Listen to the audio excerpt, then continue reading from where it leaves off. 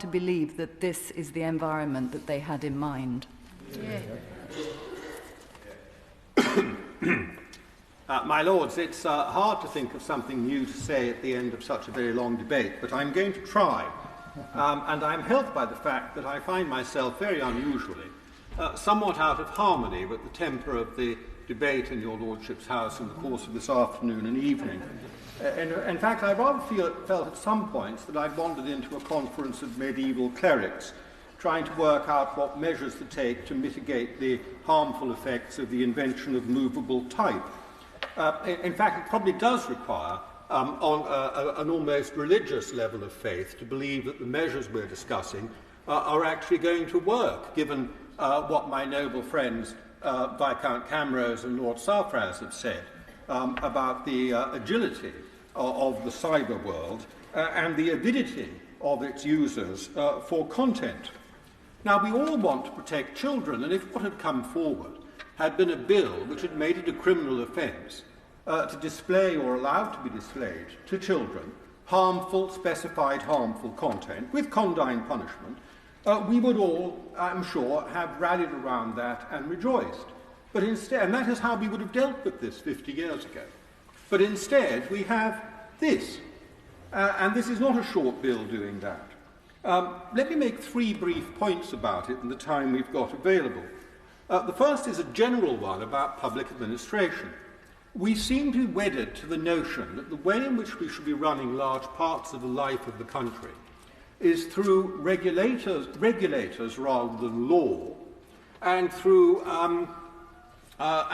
these regulators, the independence of these regulators must be sacrosanct. In a different part of your Lordship's House, there's been discussion in the last few days of the Financial Services and Markets Bill in committee. And, of course, there we have been discussing the systemic failures of regulators.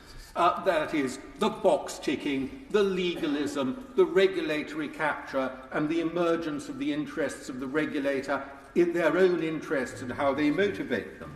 But nonetheless, we carry on giving more and more powers, and Ofcom is going to be one of the largest regulators and one of the most important in our lives, and it is going to be wholly unaccountable, and we're not going to be happy about that.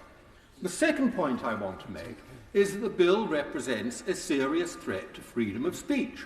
Now, this is not contentious. The front bench admits it. The Minister says that he's going to strike the right balance. I say very briefly that I see very little evidence on the face of the bill, or indeed in the course of today's debate, that balance is going to be struck at all, let alone in what I might consider the right place, and what I might consider the right place might well not be what others consider the right place. These are highly contentious issues. We will be hiving them off to an unaccountable regulator, in effect, at the end. And the third point I want to make, because I think I'm going to come under my 4 minutes possibly, is that I did vote Conservative at the last general election. I always have. But that does not mean that I subscribe to every jot and tittle of the manifesto. In particular, I don't think I ever signed up to wanting to live in a country that was the safest place in the world to be on the internet. Because if I had, I'd have moved to China already, where nothing is ever out of place on the internet. So that is all I have to say, my Lords, and I shall be supporting amendments. I shall be supporting amendments that move in the general direction I have indicated. My Lords, I rise to also welcome this belated